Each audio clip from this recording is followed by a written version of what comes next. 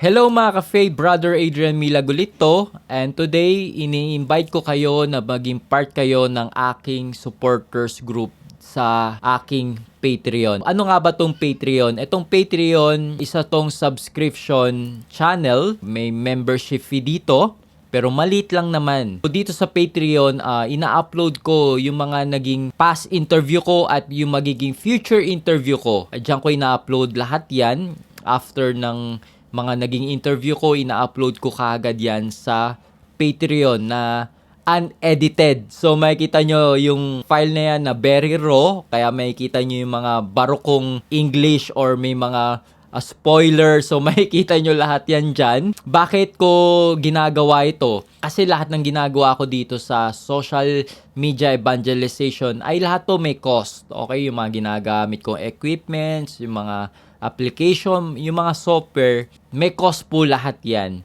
At mga ka-Faith, pag ikaw ay naging member dyan sa Patreon, matutulungan nyo ako na patuloy kong magawa itong social media evangelization na to at patuloy tayong makakapag-invite ng mga resource speaker na alam ko na sobrang makakatulong sa inyong Catholic faith. Yung mga lodi natin sa Catholic world, you know who they are. At I hear you. I am trying to reach out sa mga kilalang Catholic speaker na yan at mga resource person na yan. At even those people na alam natin na sobrang ma-inspire tayo sa kanilang Catholic faith.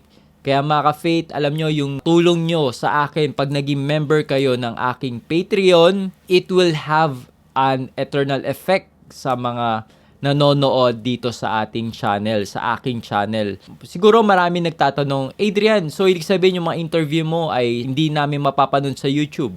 Mapapanood nyo lahat yan ng libre. Kaso ang problema kasi, hindi ko siya kayang i-upload ng sabay-sabay kasi nga ini-edit ko pa yan. Kasi kaya nga pre-recorded.